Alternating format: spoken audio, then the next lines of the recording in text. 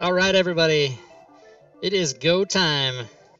It is time once again for all things Fantasy Grounds. Episode 13, Dulux-Oz extensions. Welcome to the show, everybody. I am going to give out the disclaimer for the show as we begin, and then I will introduce my co-host and our special guest today. The disclaimer, of course, is that all things Fantasy Grounds is meant to teach and to help people, but the opinions expressed by the three of us on the show tonight are not those of Smiteworks USA, LLC, or Fantasy Grounds. So I will once again let everyone see my screen so you see what I see, and hopefully I won't give away any private information. It should be pretty fun. Welcome, Leroon. How are you doing tonight? I'm doing okay. I just got done training somebody in Fantasy Grounds and finishing up their character. I've been getting prepared for the show, helping getting this list filled out, and looking for more people to interview for the show. And I just happened to land Dulux-Oz here, I guess, what, a week or two ago? Is that right? 3, 4, wasn't it? Yeah. And I've always been curious to find out what you are and what you're about and what you do, and I like your extensions. So I'm gonna give the mic to you. All right, hi everybody. Dulux-Oz here. As you can probably tell from the accent, an Australian. I was gonna guess Chinese, but I would have been super wrong. Yeah, no, not Chinese. I can't even do the accent properly, so don't even try. So yeah, who is Dulux-Oz? Who tell people? I mean, most people that are into Fantasy Grounds or have been on the forums know of you or even know who you are directly, but tell people who you are and what you're about. Right. I'm Australian. I've been playing Fantasy Grounds, playing role-playing games since 82, 81. I think 82. Jamming most of that time. I started out like a lot of us did with the red box D&D set. For those of you who are ancient enough to remember that, and since then have played most versions of D&D and just a lot of. I won't say every role-playing game out there, but I'll tell you what, I've had a good shot at a lot of them. No, the previous one to that even. Oh, the previous one, okay. Yeah, the really early one. But old time D&D anyway. Old time D&D. There's one of the fairly. It's one of these. That one. We'll back up one. This one. That one. Yep. Yeah. I remember that. I started in 81 as well. Same here. 82, I think. So good enough. Excellent. Well, welcome to the show. We are going to let people know about the extensions that you've done for the Fantasy Grounds Virtual Tabletop. We're going to give them a piece of news about some other things that you've been working on and been involved with. And at some random point today, we're also going to give away a couple of prizes. So during the show sometime, for those of you that are watching live, we're going to give away the Fantasy Grounds sounds module that I created with Gwydion and with Dulux-Oz, because that uses his extensions, and it uses Sirenscape sounds to be able to make your Fantasy Grounds games trigger sounds with the use of his extension and play sounds that do fantastic things, whether you're attacking or casting a spell or even whispering to your fellow game mates. And then we're also going to give away a copy of the DOM SoundLink library module. We're going to give away his April copy. So the person that wins tonight will actually get the updated April one that comes out in just a few days. And Dulux-Oz will make sure that you get that. So stand by for that contest. We will do it like we always do. We'll pick a time during the show just randomly, and we'll give out the prizes as we move along. So you got to stay tuned for the whole show. And then, Dulux, you had a bit of news you wanted to drop about 13th Age. Is that true? Yeah. Some of you may know that we've been working on a 13th Age rule set for Fantasy Grounds for quite a while now. That particular rule set has gone to Smiteworks for final quality control and approval. So that's very, very close to being released. I don't have a date. That's one, out of my control, and two, I just don't have the date yet. We haven't decided on it. But that will include, there's two actual packages, I believe, is what they're going to do. One is the rule set and the core rules module, and also a basic adventure module. And the second package is the 13th Age Bestiary, which has also been done. So as I said, they're currently in final approval, final quality control.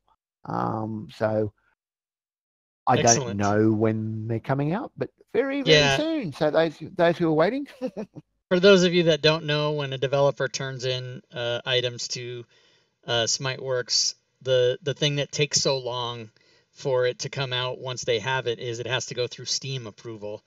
And so I've turned in things that have come out 2 days later, and I've turned in things that have taken 34 days to come out. So there's nothing you can really do. You know, once the developer turns in his work or her work to the powers that be, you just kind of have to let it happen. But it's exciting to know that's coming, because I hear people talk about, I've never played 13th Age myself, but I hear more than enough people talking about it. So I know people will be excited by that. Yeah. Well, two things on that. One, obviously, Fantasy Grounds is in a test cycle at the moment for version 3.3.5. And Moon Wizard said on the forums today that they expect to release that new version of Fantasy Grounds around middle of April. So logically, if we can get the 13th Age stuff done, that would be the time. You probably wouldn't release it before the new Fantasy Grounds version comes out. You do it afterwards at some stage. So, but again, that's pure speculation on my part. It always is speculation. Yeah. When does Unity come out? I don't know. Last year or 3 years from now, sometime in there. I'll blame 5th edition for that one. That's what's taken up all the time. Getting all that done. The other thing I just want to mention real quick for people, the 13th Age rule set. If you think of all the rule sets complexities on a line with really complex and detailed games, like for example, third edition D&D down one end, right, and more freestyle and freeform games up the other end of this scale, 13th Age falls towards the more freeform edge. A lot of the rules it's what the GM decides. A lot of the situations are, here's an idea, but the GM can do what he wants. A lot more in 13th Age. It happens a lot more in 13th Age than it does in Pathfinder or Savage Worlds or all that type of stuff. So getting it all coded in was quite a challenge, because computers like having definite answers to rely on. And when the basic underlying game goes, well, it's up to the GM, it's like, oh, how do I code that? How do I put that in as a series of choices? Because it's an open-ended choice. So it took a while. We've been working on it for a couple of years now, trying to get this sorted. Yeah, I was kind of blown away when you told me that you were working on that for so long, but it'll be worth it, I'm sure. It'll be fun for people to get something that they've been talking about for a long time. Fingers crossed. Fingers crossed. So we're going to talk about your extensions, and I guess a great place to start, as we have in our notes here, is your base extension, which, if I'm not mistaken, is required to have to use all of your other extensions. Is that true? Yes, it is. The way the DOEs, which stands for Dulux-Oz extension, by the way, in case anyone was wondering, the way they're designed is I've gone and pulled out all the common information from all the extensions and put them into one base extension, the DOE base. And I've done it that way, so to try and keep the amount of memory and the amount of information transferred across the internet as small as possible. By pulling out, instead of having 7 copies of the same thing, we've got 1 copy in the base extension, which all the other extensions then tap into. Cool. Very smart. So I put the link in the chat for those of you that want to go to this page that we're looking at now, which is the Fantasy Grounds forums page for the DOE base extension overview. And then in that page, Dulux-Oz has all of his other extensions listed here that you can click on, and we'll go through and we'll talk about these and let him introduce those to you guys any way he wants to. And I myself, I use the OLE extension, which is a way that you can put links to outside websites inside Fantasy Grounds. And also I obviously use the sound extension. But we'll let Deluxe go through these and talk about them and showcase what he wants to showcase. I'll open up Fantasy Grounds and he can walk me through, how to use them and all kinds of special things. But one thing I did want to show everybody is I'm going to go download these, the ones that I don't have, so that you guys can see how to do this in case you haven't or you want to be able to do this. I'm going to download these to my extensions folder so that we can use these. Now, I don't think that you have, Deluxe, any place that has all of them in a zip file or anything. You got to do them one at a time, yes? Yeah, you got to do one at a time. Okay. So I'm going to click on alignment graph, and I'm just going to scroll down, and I'm going to grab the extension and the mod file. So the mod files go in your modules folder, and the extensions, the ext files, go in your extension folders, and you guys will see how I do that. And as I go through and grab these, Deluxe, if you want to talk about that or say anything while I'm doing this work, you can go right ahead. Certainly. I'll start with, did you grab the latest version of the base extension? Well, we should definitely do that because you need to have the latest version. Don't be yeah, I think we were talking yesterday. My latest stuff was from May, so I'm going to put that one in there while I'm here on this page. I'm going to grab this, put this in my Fantasy Grounds extensions folder, and then I will go back. On that, yeah, before you go back, just scroll up a bit on that page, a little bit further. Okay, you can see on all my extension pages, I keep a running list of the version and the manual version. So if you're unsure, if users are out there, if they're unsure what is the latest version that I've put out there, they can come straight to the forum page here, and they can see what the latest versions are, and then they can check that number against the version number inside Fantasy Grounds. Cool. And see if they've got the latest stuff. And of course, as you mentioned to me yesterday, with the base extension, there's the extension, but there is no module because you wouldn't have a module for the base extension. But okay, so right. I'm going to continue to go and grab all the rest of these so that we can open them up and look at them when we get inside. So I wish. Sometimes Google, or not Google, but Chrome doesn't have, what happened to me? I got lost, module files. It doesn't have the thing where when you download something, it remembers the last place you were, so you can shove them all in there. Each time I download something, I have to go, there's probably a way to fix that, but I have to go and do this each time. Locations. So while I'm downloading these, Leroon, did anybody have a question yet, or do you have a question about anything? So far, not so much. The crowd is playing the Gather bot right now. Oh, well, good. I'm glad they are. They're probably waiting for us to get into the meat of it. And I could have done this in advance. Perhaps if I had thought this through better, I would have downloaded all but one of them in advance instead of having to do them all now.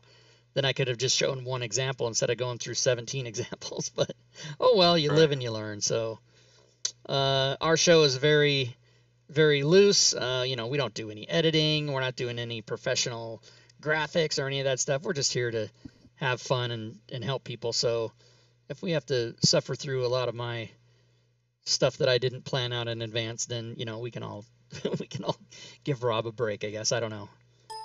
Chad said you can change that problem you're having. Oh, can I? Oh, good. I hope he tells me how to do that, because I'm sure there is a way to do it. I just don't know how to do it. And rather than take the time to do it now, let's see, I want extensions this time. Boom. Yes, I want to replace it because I have the old version. Okay, so we did locations. We have to do organizations. I don't think you've done weather yet either. Yeah, I'm trying to go down the list in order, so I might have screwed that up. But modules, organizations, extensions. The good thing is I can look at the file name and know where I have to put it. All right, so we did.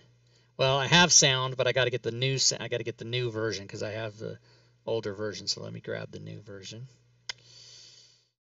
We're going to go to Fantasy Grounds. And by the way, guys, if you have Steam, you're obviously not going to put them in the same path that I'm using here.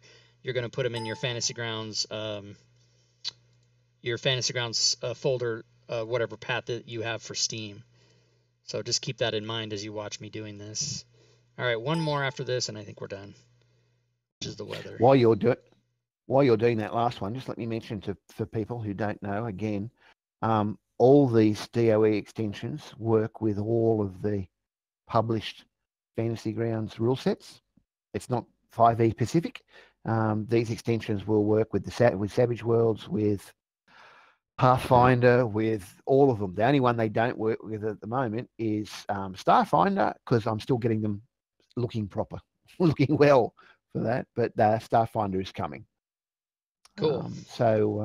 Yeah, learn these extensions in 5e and go and play them in Pathfinder or something else. They'll still work the same way.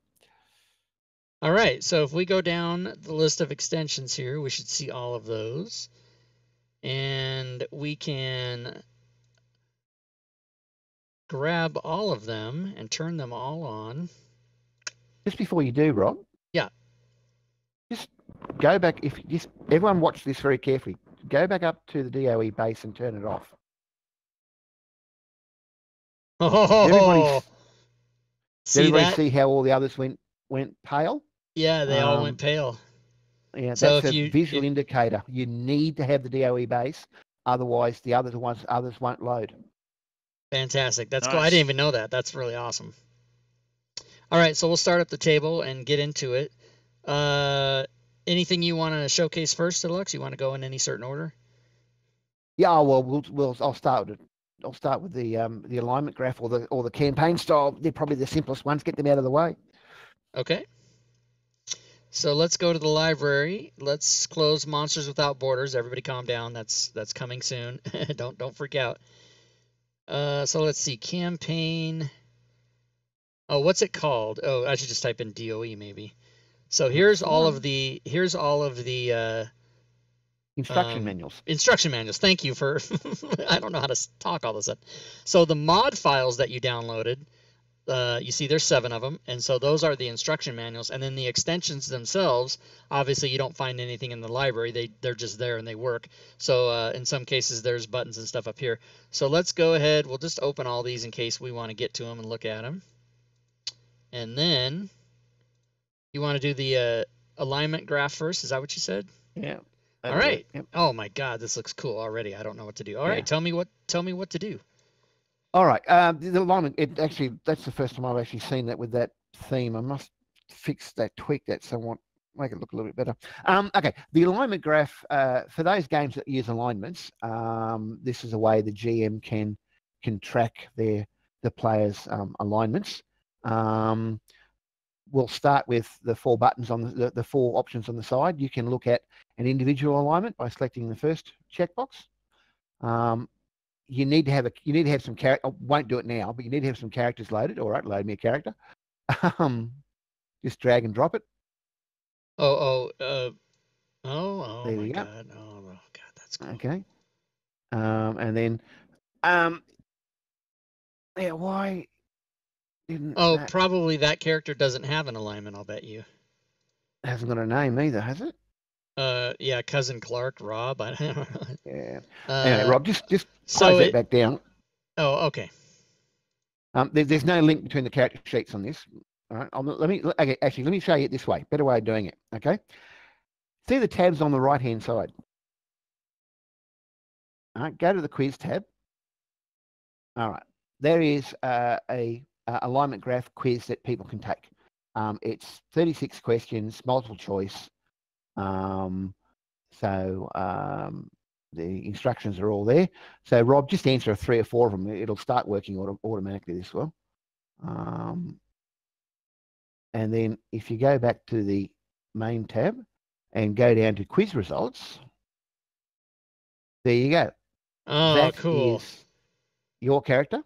That is where your alignment would be based on the answers you just gave. So apparently you're incredibly neutral good. Oh, that's cool. And I totally just randomly selected. That is really cool. So if I just do a couple of more here, maybe my alignment changed. No, it did not. It did. No, it did. You notice how did the it? color changed? Yeah, see how it was white a minute ago? Now it's a very pale whitish blue. Oh, you Yeah, I mean saw the that. Yeah. okay. Yeah. Okay. See, you've got the more lawful the character, the more blue that button will be. The more chaotic, the more red. The more good, the more white. The more evil, the more black. So you actually get a visual indicator from the color itself on that. Oh wow, that's super cool. Now, before you go any further, if you go up to options on the Fantasy Grounds options. Oh, options. Okay. Yep. And scroll down towards the bottom of that list. There's a new set of options for the alignment graph. There you go. Oh. You can actually specify some of those colors. You can blue and green. So it's visual. You can make it visually appealing, and obviously the grey area, as you just saw, can be set at 5, 10, and 0%. That's for those. So, in a nutshell, this is a tool where the GM can track the alignment of his players, of his characters, and see whether as individuals there are group. When you get a few players in there, you can start looking at group alignment averages and all sorts of bits and pieces. It's a tool. There's no linkage to anywhere else in the system apart from the characters that are part of the game, but it gives the GM a chance to, for those who want to, can look at what they're doing what the characters are doing, and how close is the lawful good paladin to changing alignment because of his current actions and things like that. Yeah. That is super cool. Yeah. So if people want to use it, great. It's a tool from the use. If they don't want to use it, then don't load it. I would love to use it for character creation, because then if they fill that survey out, it'll help them decide what alignment they want to be. There you go. And then track it from there. Yeah. The other nice thing about it, of course, is that with a quiz is often people will do the quiz just to see what they come up with themselves. Yeah, exactly. As in personally, yeah. So yeah, but it's pretty well. It's pretty intuitive once you get a look at it all. See how it all goes. If I answer A to every question, just A. I want to see what happens. I just want to see what would happen. Lord Havoc, thanks for the follow, by the way. Welcome to the stream. Let's see if that did anything. Oh my God, I'm totally lawful good. Yeah, that's really cool. Oh man, I haven't even ever loaded this one before, so that's great. Now the interesting thing about it is that grid is actually it's a radial grid. It's not a square grid. So if you start where you are now and just become more and more chaotic, that the button the token will move in a curve, not in a straight line. Yeah. Cool. So there's quite a good bit of, I'm a mathematician. There's quite a good bit of maths behind it. I'm a geek. That's awesome. Cool. So that's basically the alignment graph. Play around. Right. If anyone's got any questions on this long term, drop a question into the forum threads for all the DOEs. You know, we'll keep it up. So the next one is the campaign style graph. It's a similar type idea, only it's a triangular graph, not a square graph. And this one is designed for the GM to basically specify what he thinks his game is going to be like. Basically an RPG can be made up of, in effect, three components: how much combat, how much role playing, and how much problem solving. They're the three basic axi. So the GM can go, well, I reckon this is going to be about 20% combat and so on. It then also allows the players to go, no, well, I actually think it's 40% combat and 20% role playing. And so again, you get little tokens on the screen. They're color coded to either what the average is or the thing.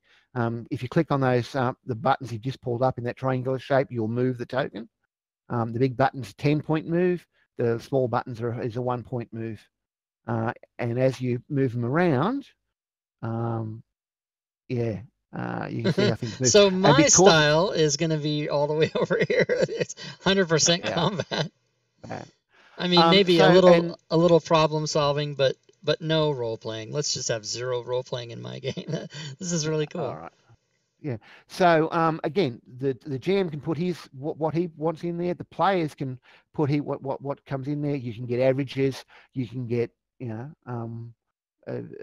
individuals. You can do what you perceive it to be and what you would like it to be in terms of the style of the game. And again, it's a tool to help the GM keep his game, or in recruiting to start with, and also to keep his game on track, so that he's trying to, you can't please everybody all the time, but it helps to please as many people as possible with what's going on. And it gives the players a chance to go, well, I don't really like all the combat, or I don't really like all the problem solving, so probably not the game for me. Right. But it's all explained in the manuals. Yep. I brought the manual up so people can see that there's definitely if you want to know the intricacies of how to use it, all that is right here. There's a quick start guide, but there's also the deeper things that he's planned out and lets you know how to work it, usage, all that stuff. It's all there. Cool. So the alignment graph and the campaign style graph are just 2 tools that the GM and the players can use. So yeah. Cool.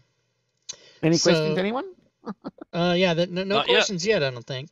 This one I'm very familiar with. I use this all the time, and maybe you're going to tell me what I'm missing, but normally what I do, the OLE links, is I'll show you what I do most often, and that is I'll take a story entry, I'll go to setup, I'll create a new link, and I'll make the link, Rob's DM's Guild files or whatever, and then I'll put the link in there. Usually I cut and paste, but in this case, let's just make it up and just say it's dmsguild.com, nothing else.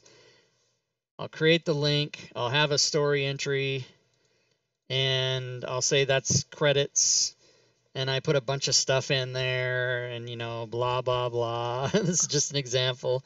And then I go and I put this link in there, and the coolest thing about having this extension is you can make links to any website file and perhaps other things he's going to tell us about. But when I click on this in Fantasy Grounds, boom, it takes me to a web browser, opens it up, and there's the DM's Guild. So that's how I use it. But I'm sure there's deeper meaning and much more you can do with it than just that. So, what you've done works. All right. Probably did it the wrong way. Well, the only problem with the way you did it, right, is when you dragged the green link icon over to the storyboard, it changed back to a regular icon. Okay. Yes. Those regular icons won't export properly. So if you were to export that story entry out to a module, sorry, and then re-import it back in, the links would be broken. It's a quirk of how Fantasy Grounds works, unfortunately. The way to do that is you add an extra step in. Okay. I'm gonna show you. Yeah, it does work. It works for web page links. It doesn't work for other ones. Okay. Well, that's usually all I ever do is web page links. Yeah. The proper way to do it, so yeah. Well, anyway, suffice to say, you're going to teach us the right way. So. Yeah. The proper way to do it, and the way we recommend in the manual, right, is if you go to the OLE, if you go down to the mini link, create a new mini list. Call it what you like, test or whatever. Okay. And what you should do is drag the OLE link you just created a minute ago into this link list here. So this link or the green thing? The green one. Come on. No, sorry, not. Oh God, I don't use this enough. I wrote it. I don't use it enough. Sorry, You're not like the me. green Yeah, one. I don't know how to. I wrote it, but I don't know how to work it. No, sorry, not the green one. The Rob's DMS files link. That one. Now what? Rob, what have you done to my system? I don't know. I broke it. I broke the whole thing. You broke it. You broke it. Anyway, bottom line is, I don't know why that's. I had a comment. Whoa. Let me close all this crap. Yeah, mate. What's up? I used it earlier today. Mhm. Drag the Rob 2E link into the chat window for a moment, and then drag it back into that, and I think it'll work from there. Why, I don't know. I just was playing around with it earlier. So drop Rob 2E's DM Guild files into there, and now draw it into that. No, I don't know what's going on. No, that's not how it's. That's not. I don't know what you've done, Rob. You've done something. Anyway, bottom line is, I've broken the equipment. You've broken the equipment. Bottom line is, the instead of using these links directly like the way you did, Rob, the best way is to use them via a mini list. Okay. So you drag the mini list link to the story entry, and you drag the links into the mini list. That's the best way to work it. Okay. But that, for some reason, it doesn't work at this time. So. I know. Thanks for showing how good it is, guys. It's not just for websites. It'll work. The OLE link will work with a lot of things, including, for example, Word documents on Windows. It'll work with, and a few other bits. As long as the thing you're linking to can be accessed via a URL, it will work with the OLE. Okay, great. So web pages is the obvious one, but when in doubt, you can go to the manual and read all about how it works. Exactly. What about local sound files? Okay, sound files are slightly different. Instead of using the OLE link, you should be using sound links. And the reason being is the sound links are slightly more complicated. Linking to sounds is slightly more complicated. So you need a slightly more complicated system, which is what the sound link, the DOE sound is. Slightly more. But basically, the amount of computer code shared between sounds and OLE pretty good. They're pretty close, but there's a bit of extra stuff. So is that the next one? We see that if you go to the library and turn on all the buttons, you can see that there is a sound button here that gets added. And so, for example, the prize that we're giving away tonight is one of the prizes is the sound. I have January's copy, so we can open that. The person's going to get April, who wins tonight, and then also they're going to get this Fantasy Ground Sounds. So if you go to Sounds, you'll see here in the auto sounds, I have a couple of things set up so that like if I whisper there, I don't know that I have sounds turned on in the options, which I do now. So if I whisper over here, it should open up Sirenscape and try to play a sound for us, which it looks like it's doing. And obviously, if you were doing this in a game, you'd already have Sirenscape open at the beginning. Right. But it's going to open and it's going to play the whisper sound for us, I believe. And I have a roll initiative and a couple other things that are automatic. But the more exciting part of that is the next list, which is, there it is. You guys can't hear it, but the stream can hear it. The next list in there is the more exciting one, which is basically all of the spells. And so you can see there's five pages, over 400 of them. And so if you cast any spell like Firebolt or Acid Splash or whatever, it's going to make that noise based on triggers. Now I'll let Dulux-Oz go into the complications of the triggers and everything, but you now that I've said that and showed you what the prizes are that we're going to give away, I'll let him tell me how he wants to show this as an example, or if you want to have me, you just walk me through Dulux-Oz and I'll create a new one or do whatever you want me to do. Yeah, I have a question. Yeah, man. Okay, this is coming from the chat. Shadzar is asking Dulux-Oz directly, If you can have links like that, and you convert a sound file to base 64 and put it into the XML, then shouldn't FG be able to open it just like an image? No.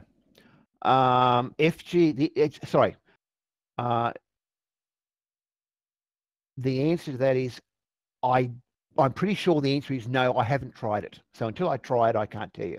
But having said that, all the sound link or the OLE link is doing is relying on the underlying operating system's ability to open up files, sound files, images, whatever, as part of its normal operation. So FG's doing very little apart from passing the request to the operating system. We found, for example, that because Sirenscape running on a Macintosh doesn't tap into the same URL system that it does on Windows, SoundLink through Fantasy Grounds running on a Macintosh won't work. And it's not a problem of Fantasy Grounds. It's not a problem of Sirenscape. It's not even a problem of Macintosh. It's just that Macs do it. Apple does it in a different way for some reason. And we haven't been able to work out how to, in effect, hack the system so that it does work. So he's wondering if the sound comes through Fantasy Grounds when played using the DO sounds, right? Yes, it does. It does. All the DO sounds does is sends a command to Sirenscape, or sends a command to the web browser to open up a web page, or sends but sends the information out to another application. So all these great tricks, we're using other applications to do it. There's no inbuilt sound in Fantasy Grounds. This is just a way of using Fantasy Grounds to access outside applications, so you make it quick and easy for the GM and the players. That's why because I didn't have Sirenscape open, that's why when I whispered in the chat, it opened Sirenscape automatically, because the thing, your extension told Fantasy Grounds, hey, go play this through Sirenscape, and Sirenscape wasn't open, so it opened it. Yeah, basically. Yeah. Actually, it told Sirenscape to tell the operating system to open it. But yeah, same idea.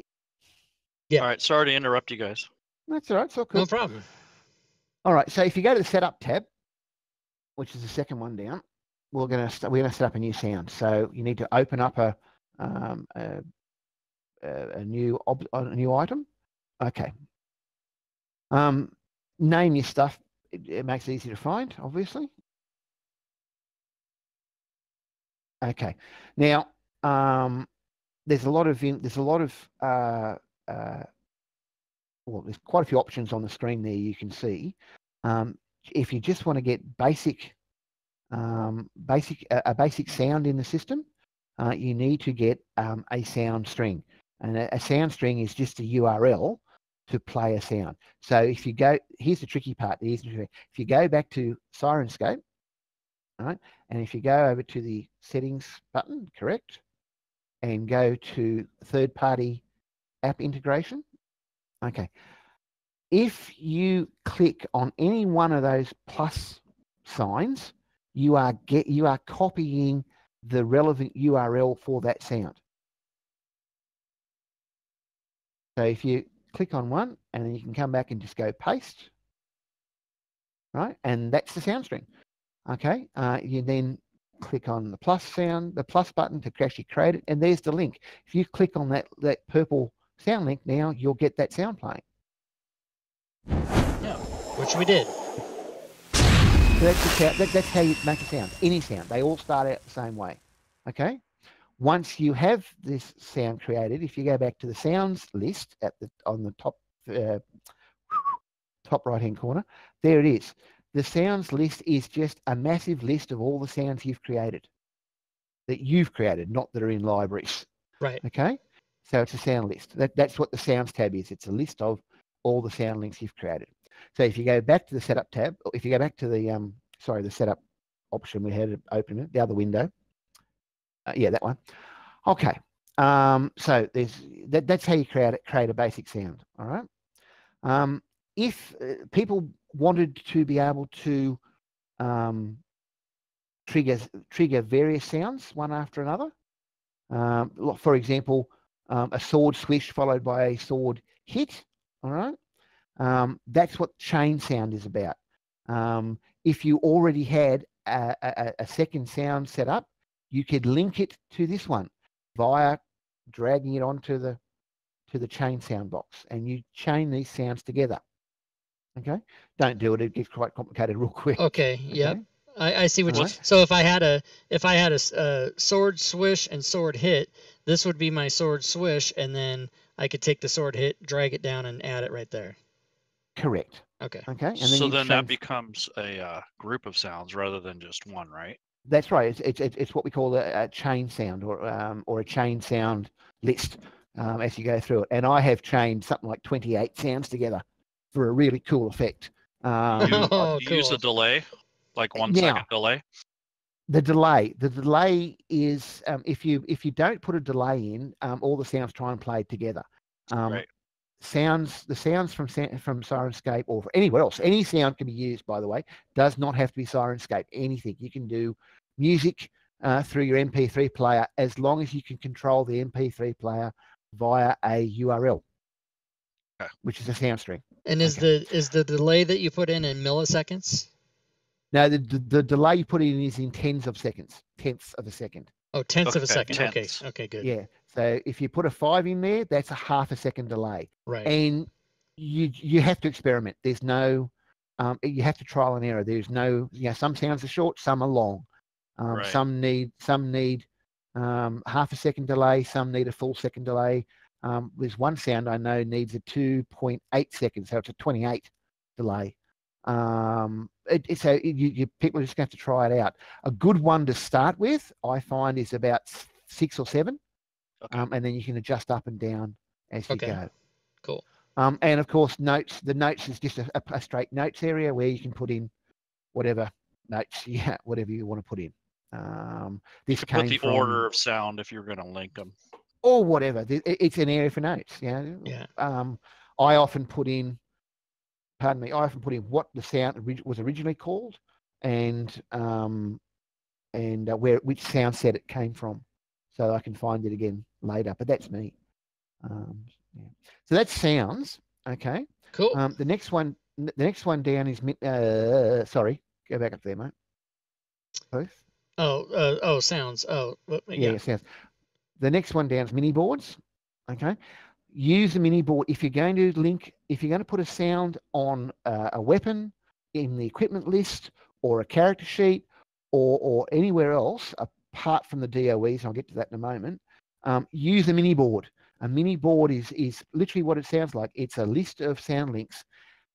Get into the habit of linking your sounds to story entries in that via a mini board.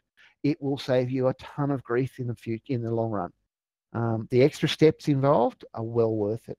So a mini board is just like the mini list we looked at in the OLE that wasn't working for some reason. Cough, cough.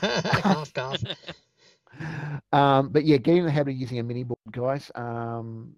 It just makes it so much easier. It really does. Cool. Okay. If you go down to not auto sound, but the one below that, which is the chat sounds. Yep. Now that's loaded up because I have my module. All right. So create a new one because you can create a chat sound. So bang, bang. Okay. It looks like very similar to a regular sound. So the sound string, the sound, the chain sound, the delay, they're all exactly the same as regular sounds. Okay. But a chat sound is a sound that you want to trigger from something that appears in the chat box. Okay. Like, sword swing. Whenever, for example, if you put sword swing in as a trigger, every time you type sword swing or every time sword swing appears in the chat box, the sound will trigger. And if it's the first sound of a set of chain sounds, it'll trigger the chain. So yeah, you've got 3 possible triggers. Because sometimes trigger words don't appear consecutively in the chat box. So the first sound, the first word might be there. Then there might be a bit of a break, and the second word and the third word. So you've got 3 possible trigger areas. Okay. The magic characters checkbox. For those of you who are used to using wildcards and regular expressions and things like that, that's what magic characters are. They're quite complex. They're too complex for me to go into here. If you want some more detail, then check out the manual, of course.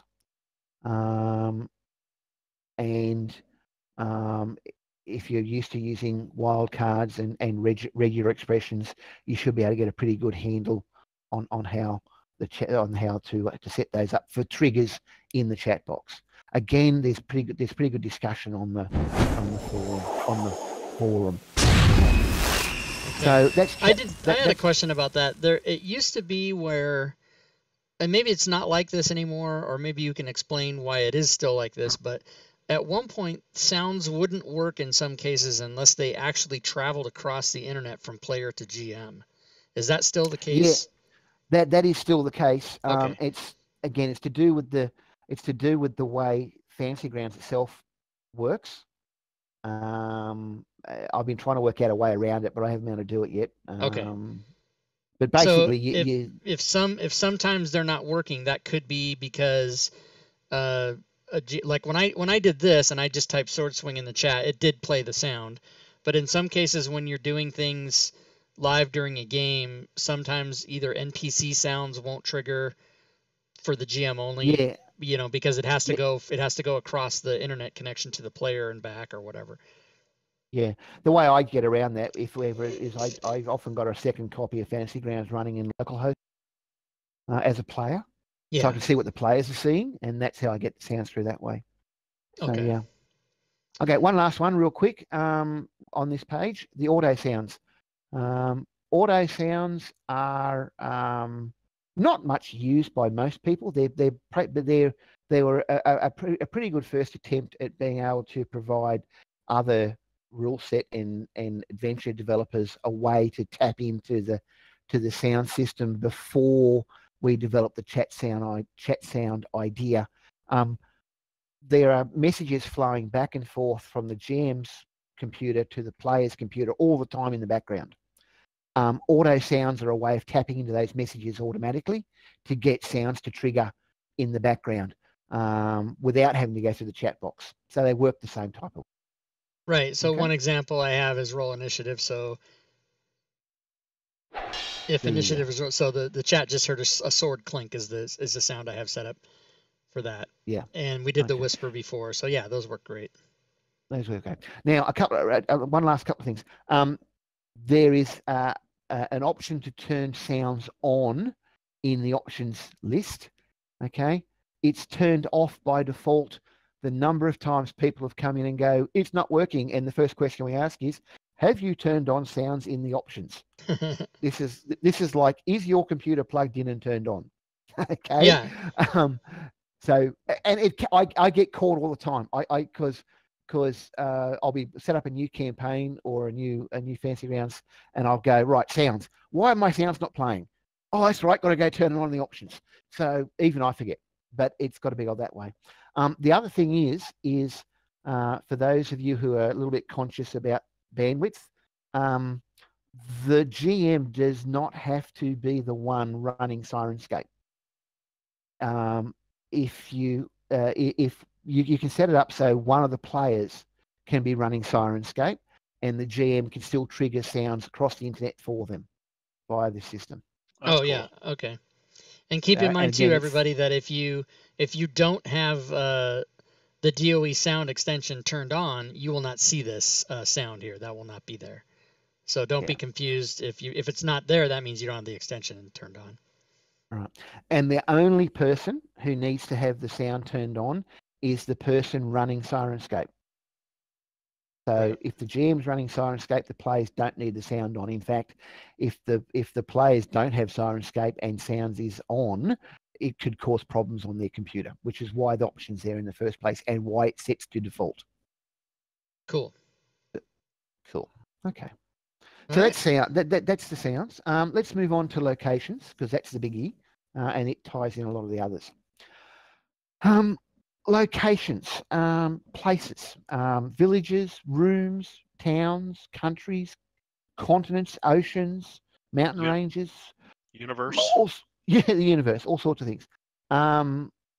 The most common one you'll use is a location, which is where we are now. If you want to open one of these up, Rob, please. Hello. It's a record to record all sorts of things about a particular location. Let's say this is going to be a kingdom. Kingdom of, I don't know. Yeah, I was waiting for that. Okay. So what climate zone is it in? And a lot of this information doesn't mean much. It's just it's to help you organize things. But if you're using the weather extension, which ties into this, and we'll show you that in a moment, the climate zone does matter. Okay. Where is it? Where is it? Latitude, longitude, north, south, east, and west. What type of terrain is it? Is it plains? Is it marsh? Is it forest? Is it, there's a list there. What altitude? Is it in feet or meters?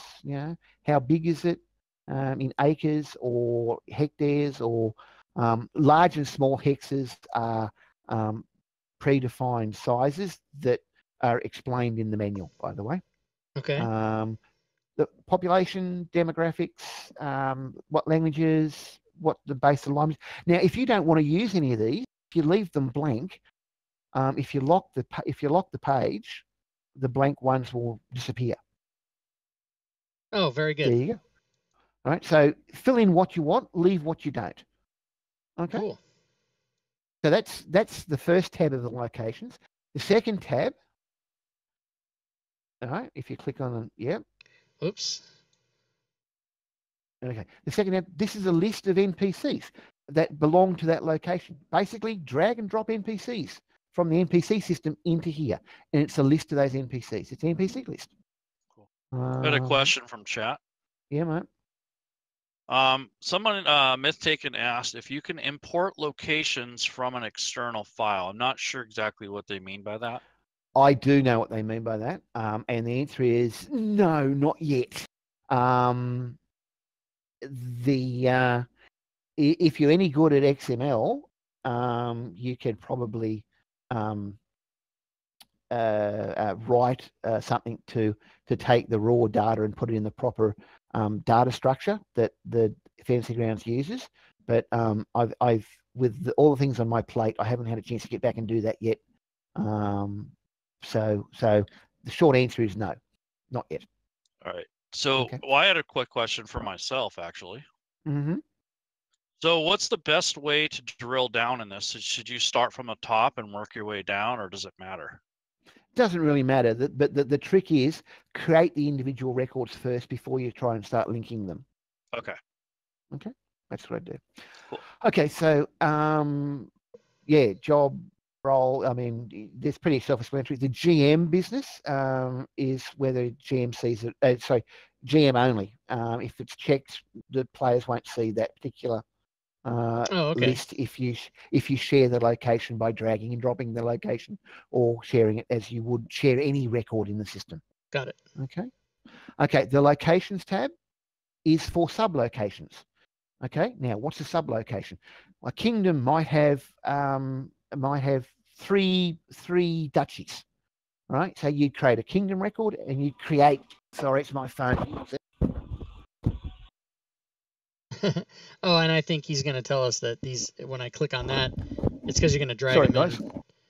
You're going to create other locations and drag them in, right? And then drag them in, exactly. Okay. And so you might have three locations. Again, this is explained in the manual if you want, but this is a list of locations. And by locations, I mean location records, because the next tab down, which is the towns tab, is a list of all the town links that you've dragged, all the towns you've dragged in. Right? We'll get to towns in a moment. Same with buildings, same with portals. Maps is a list of maps from the map system, maps and images. No, not tables. Oh yeah. Well, maybe if I open them. God damn it. These are There just you go. pictures. Whoops, hello. But yeah, Yeah. assuming these are maps, you drag them in. Maps, pictures, images, so they're dragged in the same way. Okay. The link below that is for sounds that you create with the DOE sound link. Sounds. So you don't need a mini list in this case because that is a mini list. So you can drag cool sounds straight in on that. It should work. Thank you, God. You don't know the sweat on me at the moment. I do and know. of course, and of course, notes is a notes page.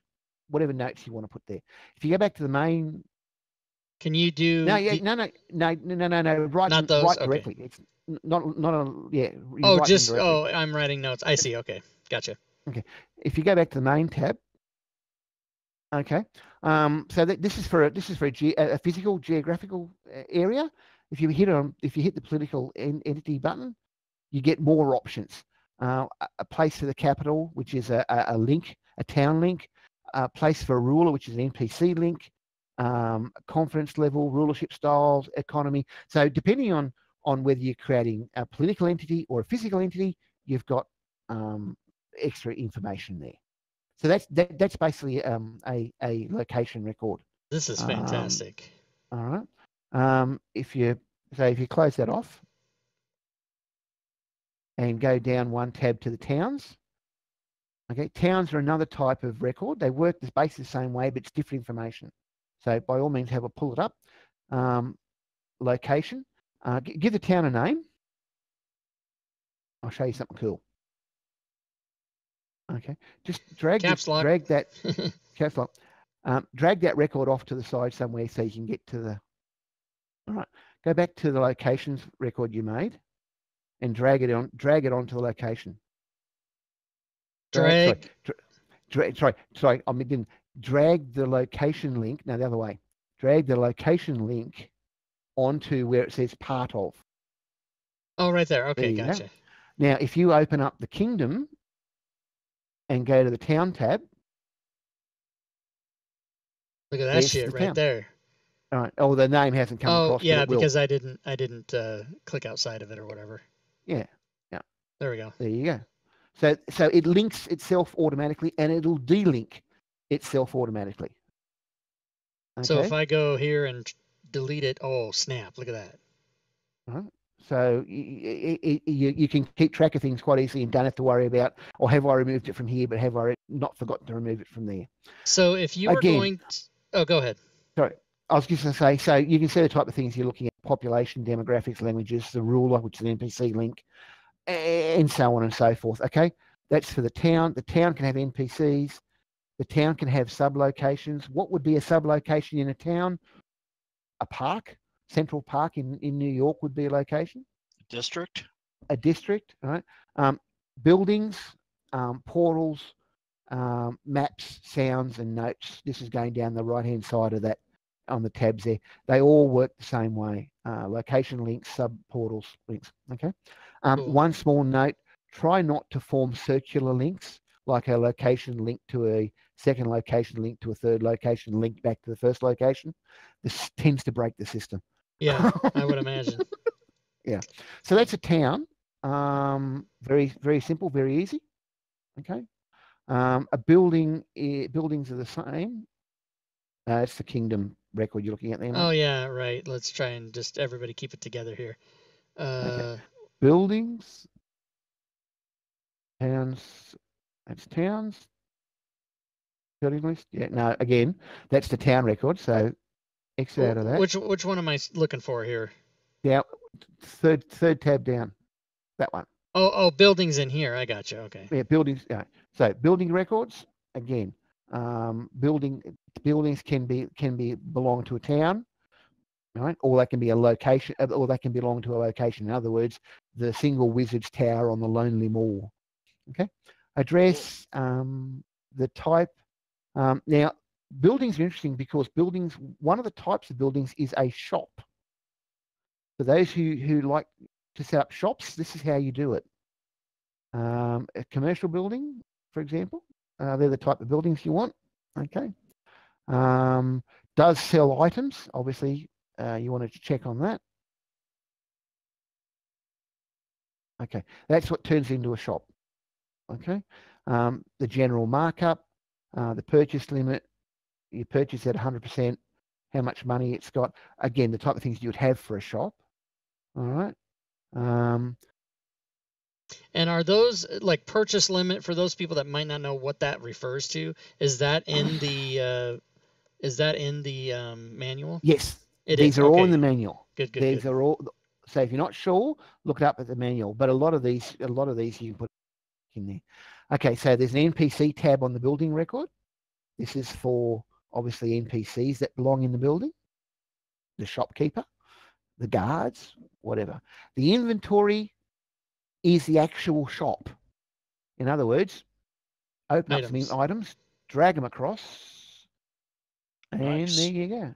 That is, God damn it, that's cool. All right. Look at the weight of this. What the hell? Yeah. It doesn't handle Fantasy Grounds doesn't handle fractions very well. I'm still trying to work out how to fix that. Oh, that's why it's doing that. Is it's a fraction? Gotcha. That's what it's a fraction. Yeah. Okay. The number on, and they are links to your AnyTalks. Okay. Yeah. Cool. So you click the GM button and it'll hide it from the players. Server is a service, so you can put in meals, you can put in a night at the inn here and make them a service, and it'll treat them properly. The number is the number on hand. If you were to sell that abacus, that number on hand would go to 0 because you're out of them. So you can actually stock your shop with 5 suits of plate mail if you want. And once those 5, it'll do the maths. There is a way of setting those to unlimited, so that they just, you want to have unlimited numbers of suits of armor. You can set it up that way. It's in the manual how to do that. It's quite easy. Okay. I had a question about the services. Yeah, mate. Any way to link those to the menu? I'm not sure what you mean. If you have a service, let's say, you were talking about meals, right? Yeah. So could you link that to a? Oh, sorry. Yes. No. Look, a service. A service is just an item. Okay. Like any other item. It just, we need to distinct. So what you do is you create a brand new item called Night at Dead Man's Inn, 2GP. Okay. And then you can drag it from the item into here and mark it as a service here, and that way the shopping will work properly. Perfect. Okay. Now, it doesn't give change. It doesn't. It does give. The system doesn't give change yet, so you've got to be careful and keep an eye on it. I'm working on a way to get the money working exactly 100% properly. It's about 99.8% there. But just be aware that if you try, if something is worth 2 gold coin and you try and pay for it with 20 silver, the system won't work because it doesn't recognize 20 silver as 2 gold. Okay. Got it. That's coming. It's just I've got to get soon. To it. Coming soon. I had a question in the chat about this. Yeah. Myth Taken is asking, can the buildings be made to pins on a map or any location in general? Certainly can. Drag them to a map, they become a pin automatically. Okay. Yes, because you're going to use the shield and make it a pin on a map. Yeah, that's exactly how you do it. Just like any other record. Okay. Just like every other FG record. Okay, continuing down the tabs on the right-hand side, location list, portal list, maps list, sounds, and notes, just like we've seen before. Okay, that's buildings. Worlds are a little bit more complex. The worlds are planets, suns, whatever. You'll see the type and the shape. Cool. The icons change. Again, the length of year, what type of calendar, when's the summer solstice occur, how much really tilt detailed it's got. Stuff. That's awesome. Really does. And you use what you want and you don't use what you don't want. Right. Then when you so does the DOE work for Starfinder? Sorry. It doesn't. It doesn't work. Yes, it works. No, it hasn't been released. So I'm still getting the worked out. Okay. Thanks. Sorry. So it's coming. It is coming for Starfinder. The world stuff was originally written for Spelljammer. I love Spelljammer. I love Spelljammer, the second edition AD&D Spelljammer. So anyone who is familiar with Spelljammer will recognise a lot of this stuff. Do you know anyone ambitious enough to make this whole world thing work? Yeah, me. Well, I mean, like from top to bottom, like going from a universe to a planet to a world me. to a okay. Me. So I'm a geek.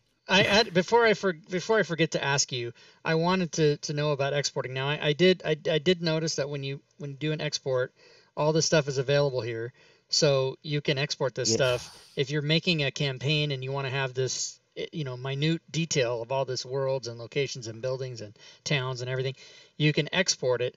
When that gets exported into a module, does the person opening it have to have the extensions to make use of it? Yes, they do. Okay, good. That's good to know. So that's with any Fantasy Grounds thing. Well, except for OLE, if you make links with OLE, the person opening those do not need the extension. No, they don't. But you've been doing it the wrong way. Well, perhaps I found a nice little thing for myself by doing it. The OLE will work that way, but it's really not recommended to do it that way. The way that I showed you with the mini list is the proper way to do it, because I know by using the mini list it doesn't break, except it did today. But then in that case, though, the person would need the extension to be able to make use of those links. Yes. Yeah, that's right. They should do. Okay. Web links are partially built. Website links are partially built into the Fantasy Ground engine to start with, which is why the OLE will work with web links without the OLE being loaded. Yeah, because like if you go here and click on this, it goes to because it's partly. But other types of links, for example, links to Word documents or links to Excel spreadsheets or links to Sirenscape won't, unless the extensions are loaded. Okay. All right. Cool. A lot of stuff with worlds. Again, locations, portals, maps, sounds, and notes down the side. And depending on what choices you make in your world, what it orbits, whether it is the primary or it orbits a primary, and how far out and which direction and where it starts. That's so cool. So use what you want, don't use what you don't want. But that's worlds. Okay. The others are pretty similar. We'll go through them real quick. A system is a group of worlds. Okay. Yeah. Very self-explanatory. Good enough. Planet. So just before we'll just go back to thank you. One thing you want to look at, if you come down to the systems tab, which is a new tab, that's a list of which systems are reachable from this system. In the Spelljammer universe, not all systems are reachable from each other. Okay. Oh, okay. So this is a way of doing that. And again, it's a series of cross links from one system record to another system record. So like Dragonlance to Faerun or something like that. Like Dragonlance to Faerun, exactly right. Okay. So that's what again, it's all explained in the manual. Cool. So that's systems. If you move on to planes are parent records to systems and planets and things like that. So these are, a plane can be a plane of existence in the D&D world. The internet can be treated as a plane, its own plane. Okay. In Shadowrun, the Matrix would be a plane and the astral plane would be a plane. So you'd have, the prime plane, the Matrix plane, and the astral plane in Shadowrun. Again, it's the information's there. A lot of them are drop-down lists. It's pretty self-explanatory when you get to it. Again, you can have subplanes, systems, worlds, locations, portals, maps, sounds, and notes down the side. And so you can build it up as you like. Okay. And the second last one is a cosmology. A cosmology is a group of planes. The D&D wheel of alignment I think they call it. You've got the prime material plane, the elemental planes, you've got the outer planes, you've got the transient planes. This is how you group them together. So cosmology is the base, the parent, the root, the one that you start thinking of from if you want to design this out in full, and that's a big job. Yeah, I would imagine. Yeah. All right. And the last one is portals. Portals, there are two types of portals. There are location portals and there are world portals. The difference being a location portal gets treated like a location, right? A world portal gets treated like a planet. So in other words, if you want a Stargate orbiting a planet, you would use a world portal for that to represent that Stargate. Okay. Okay. A portal is basically a way of getting from one point to another. Portals can link to one portal. They can link to many portals. Again, the portals tab on the side there is where you do the linkings. Drag and drop. Portals can go to one destination's or source, or they all be sourced. They can do all sorts of things. Just whatever configuration you can think of, the system can handle it. Very nice. So wow, that is amazing. I had no idea that you can build your whole campaign and then just have it be ready to go. Yeah, everything's that's linked. Right. And some people are actually using the location system to build their adventures instead of the story system. Because with the notes page on those records, they work just like they are FG notes, which means you can link story entries to them or encounter entries to the notes page if you wanted to, and things like that. Okay. In fact, the NPC page on all these records can take encounter records as well. Just drag the encounters across. Again, it's all listed in the locations manual. It's a big read because, as you can see, there's a lot of detail, but it's all in there. Cool. Okay. So we're gonna give a prize away. We're gonna take this opportunity to start the contest. So if you want to win a copy of Dulux-Oz's DOM SoundLink library module, you'll win the April version of it when it comes out in a few days. And also, along with that, we're going to give away the Fantasy Grounds Sounds module that we all made. And you can go ahead. The contest is started. You can type in the chat exclamation Dulux, DULUX, and we'll run a 5-minute timer on that, and we'll come back to it and see who wins. So meanwhile, that was the end of the locations, yes? Yeah, that's the end of the locations. All right, cool. The next one, awesome. Let's look at organizations. Organizations are basically groups of NPCs. Okay. Thieves guilds, armies, political councils in Game of Thrones, which I just happen to be watching at the moment for the first time. Awesome. Police forces, CIA, whatever. This is where you build them up. Illuminati, whatever. So the organization, its purpose, its type, its alignment, if you're using alignment, how far it reaches, where its headquarters is, that's a location record from memory. The leader, an NPC record, style, structure, size, resources, member benefits, adventurers guilds, mage guilds. This is what you use organizations for, all these type of things. Okay, the NPC tab is NPCs that are in the, why you'd have a we're gonna have it's an animals guild. It's an animals guild. That's what we're gonna do. All right, so you'll note, just real quick, you'll note here it's got name, position, rank, and reputation. The name is obvious, right? The other three options are just blank text lines. You put what you like there, it means nothing except to you as the GM. Bad dude, so it's completely flexible. It's as flexible as I can possibly make it. Okay. Cool. So yeah. Okay. Orgs are sub-organizations. So you might have the Illuminati, and then you've got a sub-organization, the Illuminati in America, the Illuminati in Australia, the Illuminati in Europe, and so you can build pyramids or organizations or spy cells or whatever, and link them, have them all linked together. Okay. Cool. Okay. Location records, maps, sound links, and notes, just like everything else. Okay. Cool. Wow. And organization records can be dragged to the NPC tab of location and town and world records as well. So wherever you can drop an NPC record in the DOEs, you can drop an organization record.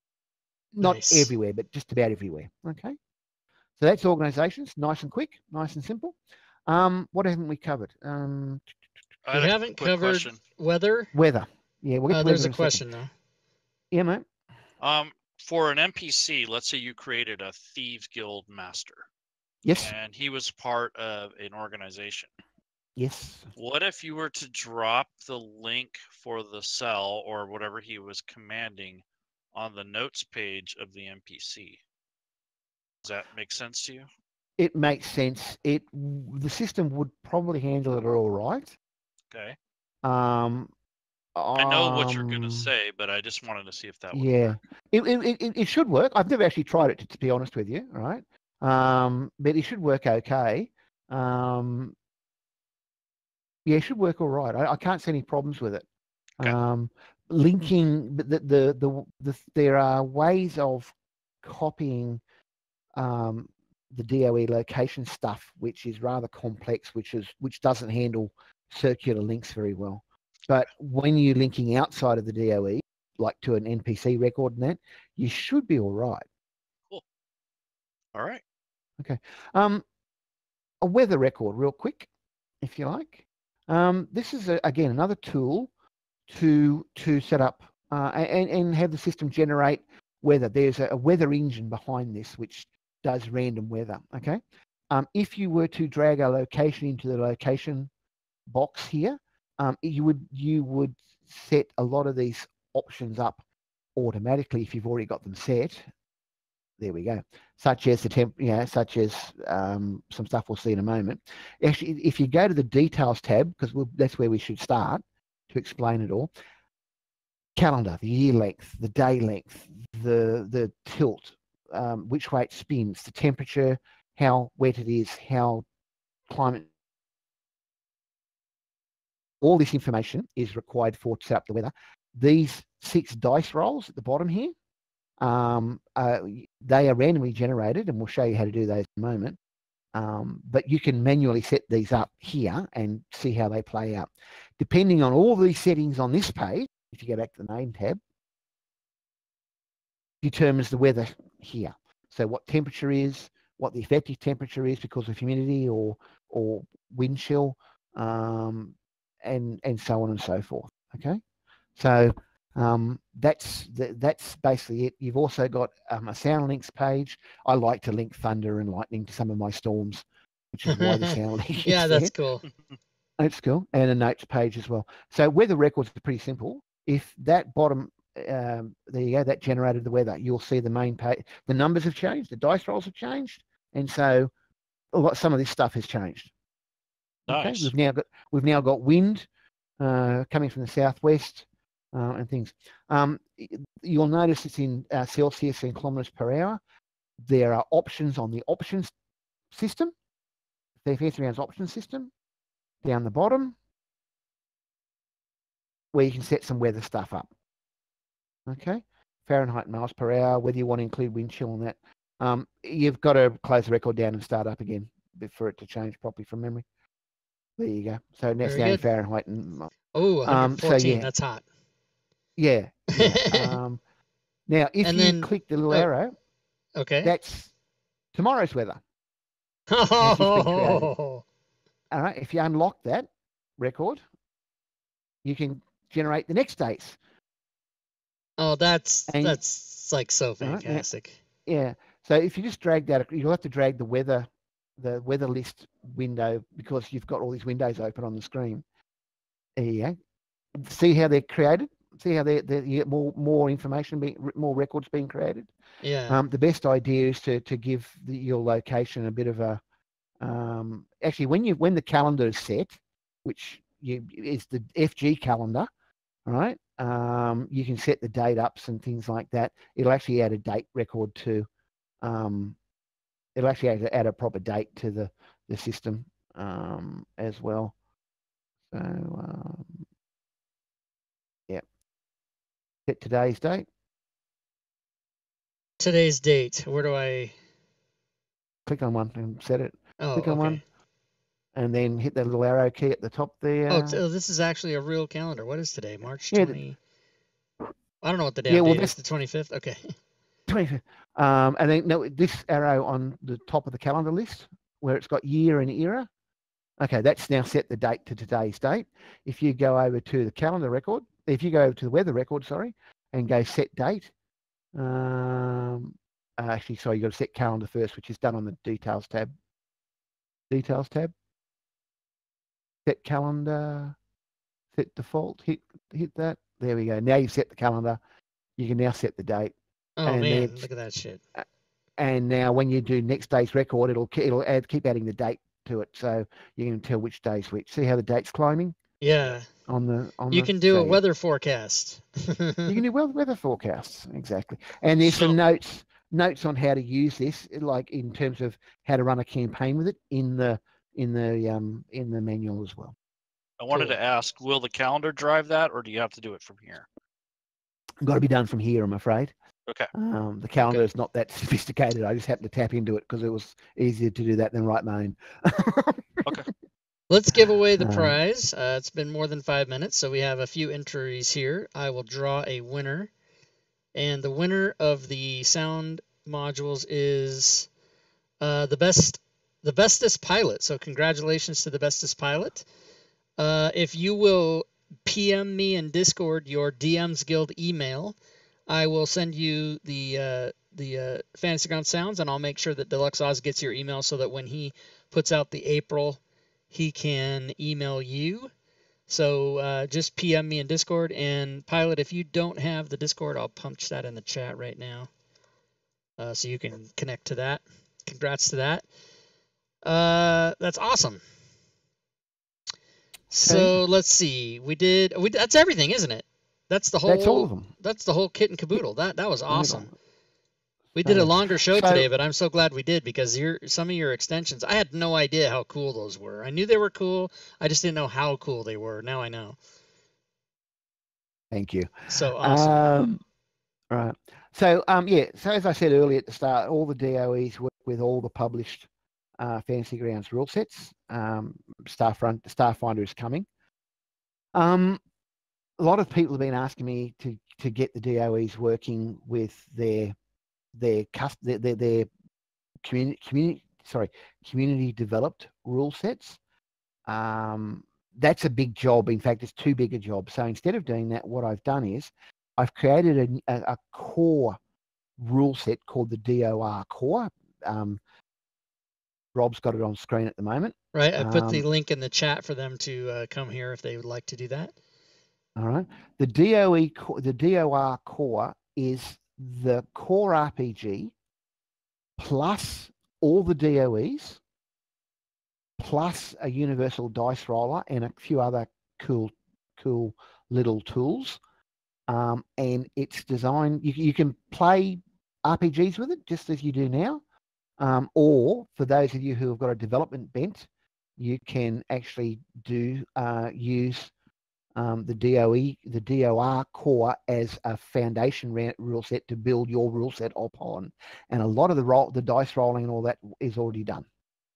Okay. So we'll open that up and show people what that rule set looks like.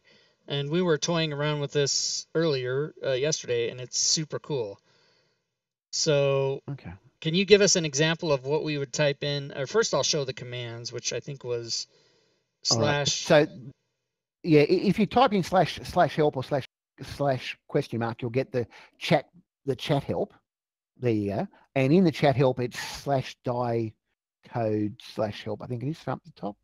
Just scroll up a bit, Rob, please. Die code, dice code -help is the help command to get the dice code for all the dice rolling. I think it's what, 5th one down from that list. 1, 2, 3, 4. Oh, die code help. Okay, here we go. Die code help. So now this is a long help screen because there's a lot of information there. But these are all the different types of dice rolls you can do. If I have yet to find an RPG dice system that this universal dice roller can't handle in some way or another. Now, I need to tell everybody this is still technically a beta. In other words, it's not 100% finalized. It may have a couple of bugs in it still, and it may need some more development work. But I've put it out there so people can start using it and finding out where the problems are and things like that. Okay. Question. Yes.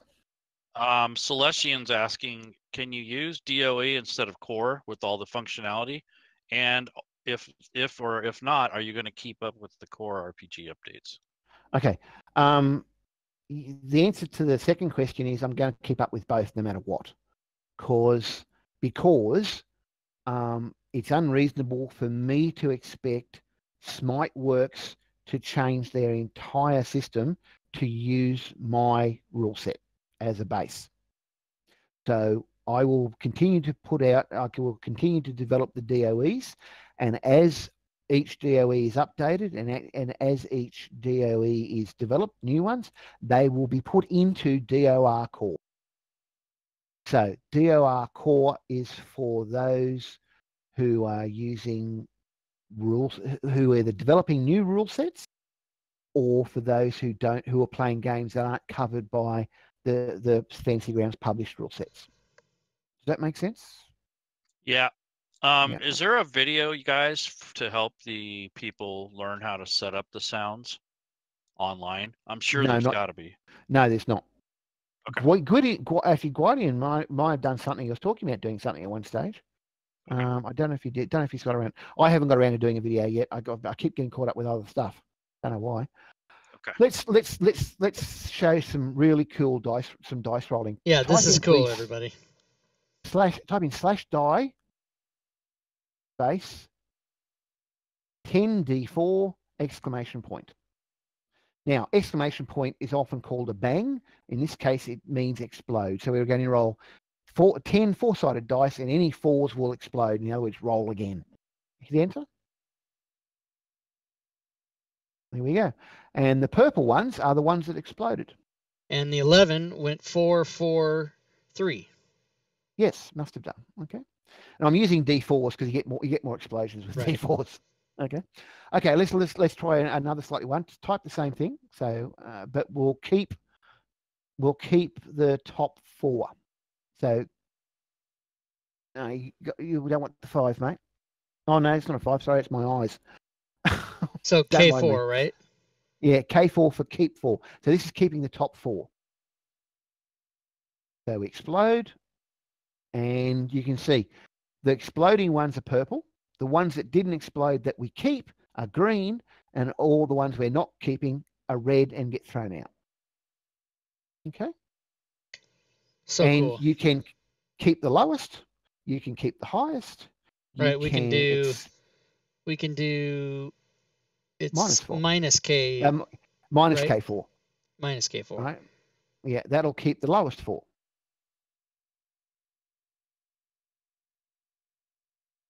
And you can see it kept the lowest 4. The 15 and the 7s obviously exploded, but we're not keeping those, so they go red. And we've only kept the lowest 4. Very nice. Okay.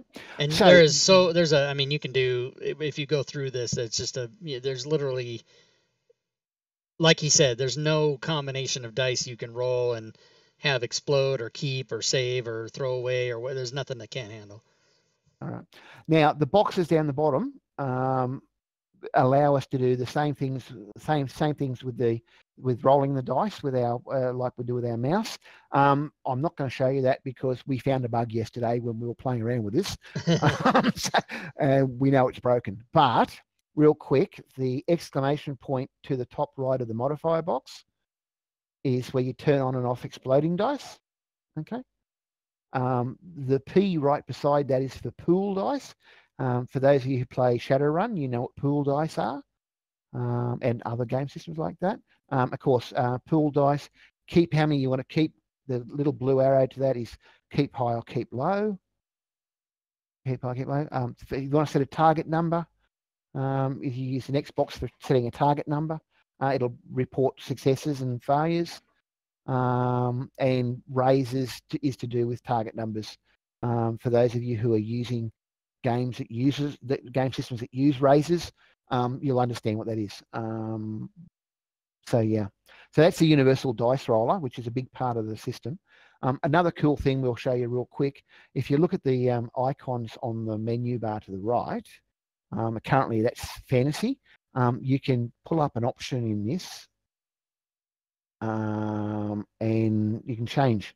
Watch what happens when Rob clicks and check how the so that's an Oriental theme, and that one's for sci-fi, and that's a Western theme, and that's a gumshoe theme. So you can, it's a minor thing, but hey, it's cool. The colors on these buttons can be changed programmatically by developers, as can the icons. So, and they've all got tooltips to work out what they are. Question about the dice. Yeah. Does this support the FFG RPG dice style? I'm not sure what FFG is, but is that is that, I'm not sure what it is either. If that is the system that Roll20 uses for writing out dice commands, it doesn't yet, but it will, because I did the universal dice roller up before I found the dice commands. Yeah, Fantasy Flight Games. So they're talking about the Star Wars, the symbol dice, and all that. No, it doesn't support symbol dice yet, but you can simulate it. I mean, if you let's talk symbol dice. If anyone's ever played Blood Bowl from Games Workshop, and they know what blocking dice are, they're a 6-sided dice with 6 different symbols on them. Okay. You can simulate that by simply saying that, rolling a d6 and saying a 1 equals a block, a 2 equals a miss, a 3 equals a pushback. So can you simulate it? Yes. Will it show up on screen? Can you actually see block dice roll on the screen? No, you can't, because Fantasy Grounds haven't opened up that part of the engine to allow us to do that. We're hoping that will be an option once Fantasy Grounds Unity is released, that we can actually get to the dice and change the dice faces. We can't do that yet, I'm afraid. Nice. But you can simulate it. Cool. Okay, so the answer is half yes, half no. Cool. So if people want to, so we thought we'd introduce the DOE core to people as well. But there you go. Look, I lurk on the forums. You won't see me, but I'll be there floating around. And if I'm not there, I'm probably asleep or eating. So you can see a number of posts I've put out. There's 14 blog entries on all sorts of topics as well, for those who like a good read about some stuff. I'm around. So put a question up on the forums if you've got questions on things. If I won't help, there's plenty of people who use these extensions who know the answers, and they will help out if they get to it before I can get to it. But yeah, look, I do keep an eye on things, and I am active, and have been active for the last, what year is it? Last 6 years. I'm getting old. Wow. Well, Myth Taken in the chat Mhm. says he appreciates all your work, and I want to say so do I, especially after today, after seeing some of the stuff I've been missing out of that I need to get in on and use it. I want to bring this up. I wasn't gonna, but I'm gonna bring it up. No, by all means. I want to know what your pet peeve is about the manuals, because I know you've ranted about that before, at least in the forums and whatnot. About the manuals, I'm not quite sure what you mean, mate. Well, I got the impression early on when I first started, and I was asking all the newbie questions about reading the manuals. Oh yeah, okay, that one. Yeah. Look, I absolutely loathe writing manuals. I'm a professional IT person, so I write documents and proposals and project plans and manuals all the time, and I hate it. It's the most boring part of my job. It really is. I can't stand it. But there's as a professional troubleshooter, which is one of the things I do. When I go into an organization that's just been hacked, or when I go into an organization that has got problems, the first thing I do is ask is, where is your documentation? Because if it's documented, you can read it. You can go through it and work it out and work out what's happening. Okay. So I hate writing the stuff, but it's so useful when it's there. And with that in mind, I write all my documentation as detailed as I can get it, but also as simple as I can get it, because I understand not everybody's a geek like me. So I try and keep things as simple as possible. Just about every question that gets asked on the forums, the answer is in the manuals. Now, Wow. not all of them, but certainly the most common ones. There you go. By the way, there's a screenshot right there of what the campaign style looks like when you're looking at. See, what we're looking at the average desired style. We're displaying all the perceived data and all the GM data.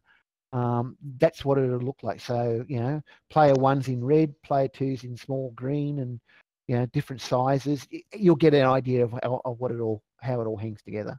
So yeah, look, but some people hate reading, and I understand that, and that's fine. And if you've desperately got a problem and you can't get an answer out of anyone on the forums, check the manuals, because that's what it'll probably be. Again, having said that, if you read the manual and you can't find the answer, come and ask us on the forums. I don't mind answering questions. I really don't.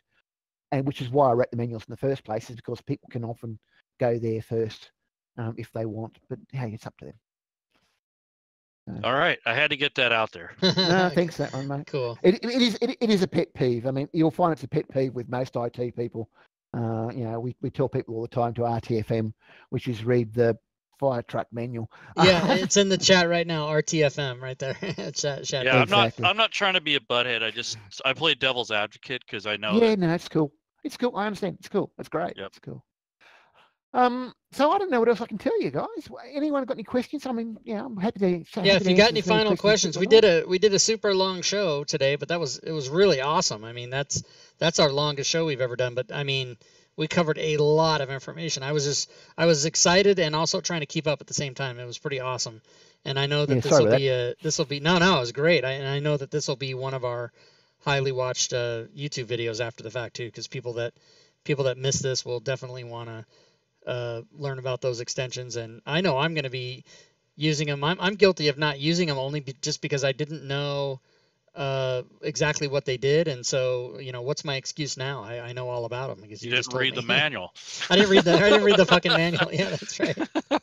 So anything else you want to impart to people, Deluxe? Any final words you want to give to people, or have we covered it all? Look, if people got questions, happy to talk about questions. But look, I think we've covered just about everything in the brief time we've had. I mean, we could spend. I think you can realise we could spend hours doing this. Oh yeah, going through and tutoring. We could go on. Look, ask questions, try it out, see what you like. Read the manuals, read the blog posts, read the forum threads. I know that some of them are quite long. Some of them are up to over 1,000 posts, but that's because people have been using them and asking questions and things like that. So look, it's a lot of information. It's a lot of information, and I don't expect anybody to be able to remember it all. I don't remember it all, and I wrote the damn thing. So look, take your time. Don't get frustrated. Take your time. Keep it. Come and ask questions if you get stuck. I don't bite people's heads off very often. You do have videos, right, online that goes over some of your work? No, not the DOEs. Okay. I have a YouTube channel, which I believe you guys have linked to at some stage. Yep. Those videos originally did. I do all my stuff because I have a need. It's not there. I'll write something to fill the need, and then I'll give it to other people. These videos here are a bunch of videos I did for my own players when we first started getting into Fantasy Grounds, and it's how to use Fantasy Grounds. Each one's about 20 to 30 minutes long, and there's about 13 or so in the system. So it's a lot to go through, a lot of information. Right. But my plan was to keep these videos up to date and to keep on doing them, and to do ones for third ed and fourth ed and fifth ed and all the DOEs and things like that. And I just keep running out of time to do it all. I have a So, dream here about that. I have a dream.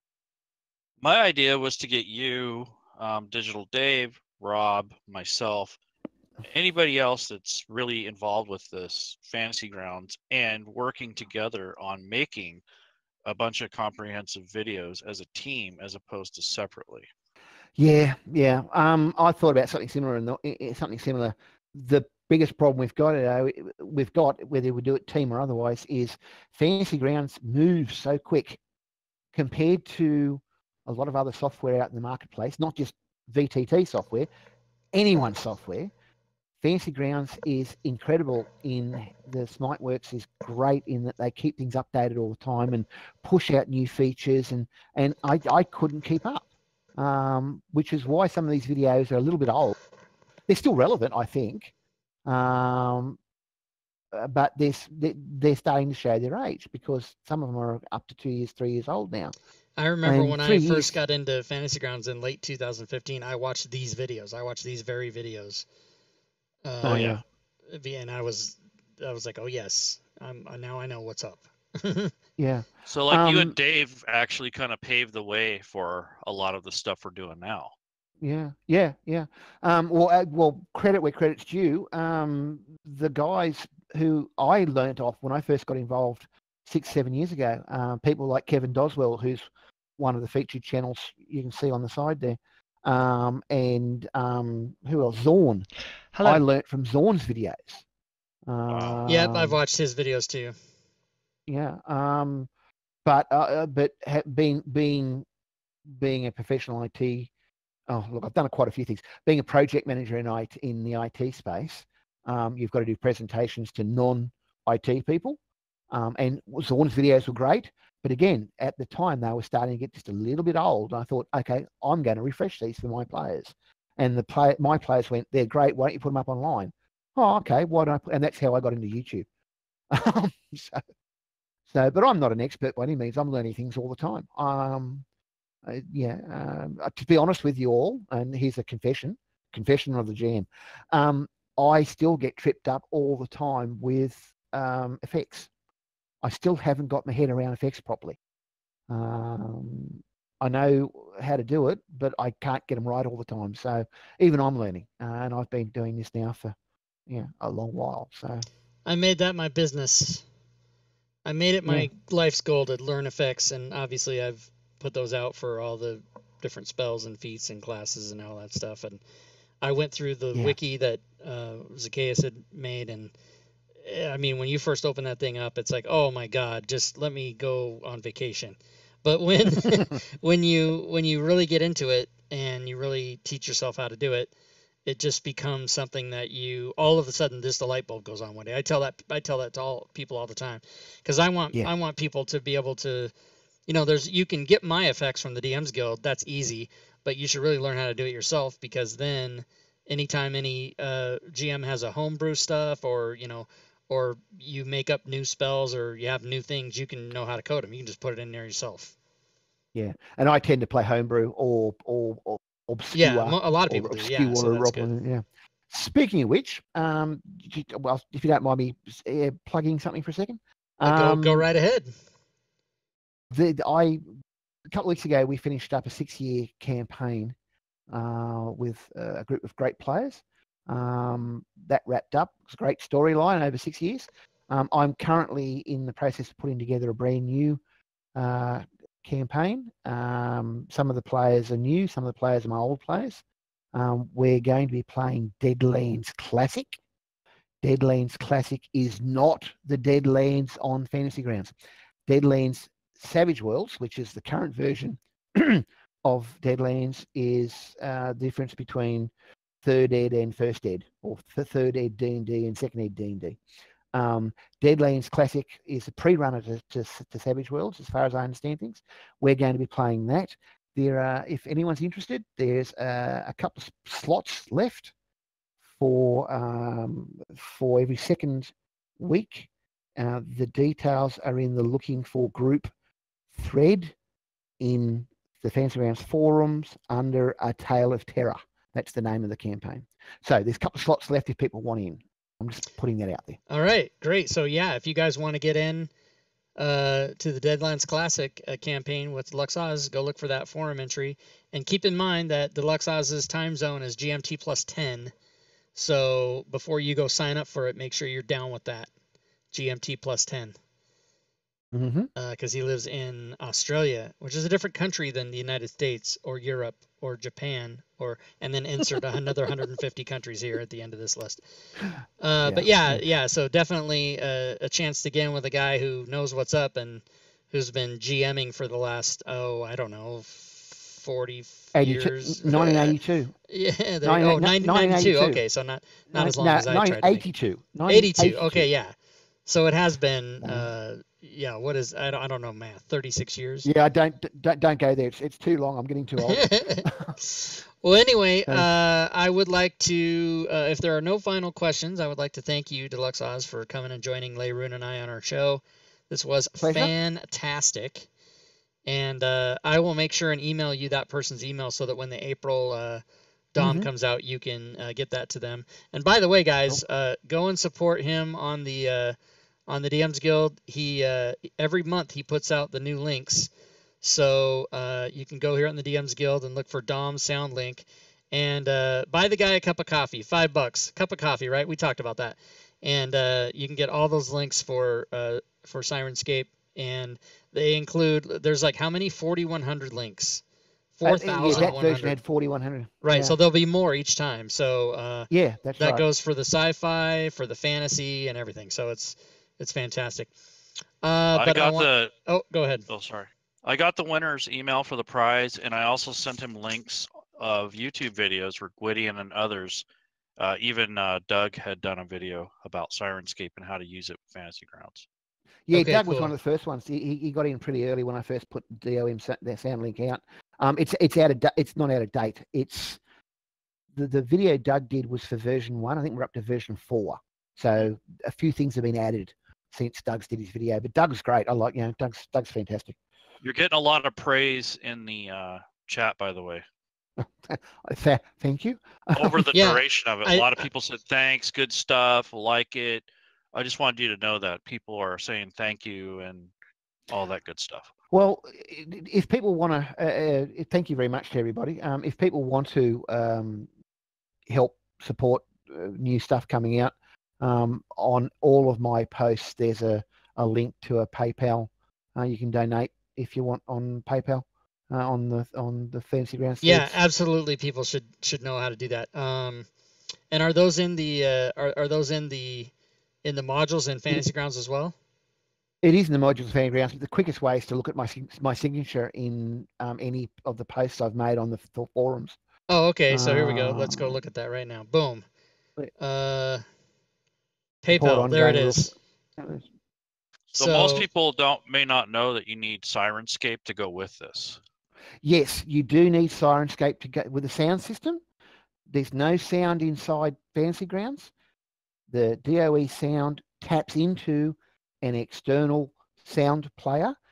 The one that I use primarily is Sirenscape. It can use any external sound player as long as that external sound player can be controlled via URL. Right. Okay. And the one that I gave away, the Fantasy Ground Sounds, that absolutely in big red letters, please be aware this module requires the Sirenscape Adventure Pass subscription in order to operate it. So if you don't have that, you need to get it. And if you don't want to get it, then it really doesn't do you much good. But if that guy that won today, if you don't have that and can't get it or whatever, just get a hold of me and we'll figure something out. But everybody does need to know that. So yeah, so any of Dulux-Oz's signatures and any of his forum postings, you can go right here and here's his PayPal email and if you guys want to support him and send him buy him a cup of coffee or buy him a case of coffee. Do they sell cases of coffee? I don't know. Oh, and then the blog's here too. So yeah, please do that. Yeah, and let me just send out a quick shout out to all those people who have sent donations into PayPal. Thank you. Often because of usernames and that, I don't know who's done it, but thank you to all those who have done it, and to those who have done it regularly. There's one or two at least that I know of that do it every year. Drop money in. Thanks. I do appreciate it. It's nice to know your work's appreciated. It's nice to know that you're appreciated, and little things like that. It's certainly not going to break anyone's bank. It's not going to make my bank, but it's nice to know as a sign of appreciation. So thank you to those who do that. Cool. All right, We'll go ahead and wrap it up. We're approaching a 2-hour show. We did an hour and 50 minutes, so that's fantastic. I loved it. Just to let everybody know, coming up on future shows, on Tuesday, we're going to do a show about Kickstarter. We are going to have Andrew Kaywood here, who has a current Kickstarter right now, so we'll talk all about that on Tuesday. Coming up next week on Sunday, we just booked today David Middleton. So the Digital DM, you all know who he is, and if you don't, you should. Yeah. If you know who I am, you know who he is, and he'll be on the show with us. And then the Tuesday following, we're going to do a show about Sirenscape specifically with Gwydion, and then some future shows beyond that. So thanks everybody for watching today. Great show. We will see you back here next time. I will give the end of stream rewards in the chat in just a moment, but I'm going to go ahead and close the show. So on behalf of my special guest, Dulux-Oz, and on behalf of my co-host, Leroon, thanks everyone again. Good night, and we'll see you next time. And until then, good gaming, everyone.